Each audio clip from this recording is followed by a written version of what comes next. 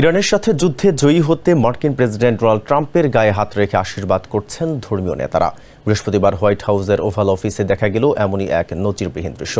ইরানে হামলা চালানো মার্কিন বাহিনীর বিজয় নিশ্চিত করতে এবং প্রেসিডেন্ট ডোনাল্ড ট্রাম্পের জন্য বিশেষ আশীর্বাদ চাইতে সেখানে জড়ো হন প্রভাবশালী খ্রিস্টান ধর্মীয় নেতারা। ভাইরাল ভিডিও ফুটেজে দেখা যায় ওভাল অফিসের ডেস্কে বসে আছেন ট্রাম্প, আর ট্রাম্পকে ঘিরে ধরে তার গায়ে হাত রেখে ঈশ্বরের কাছে যুদ্ধের শক্তি ও সুরক্ষা প্রার্থনা করেন যাজকরা। তারা বলেন, হে ঈশ্বর, আমাদের সশস্ত্র বাহিনীতে কর্মরত সকল নারী, পুরুষ ও সেনাদের ওপর তোমার কৃপা বর্ষণ করো। আমাদের এই মহান জাতিকে নেতৃত্ব দেওয়ার জন্য প্রেসিডেন্টকে প্রয়োজনীয় শক্তি ও সঠিক দিক নির্দেশনা দাও।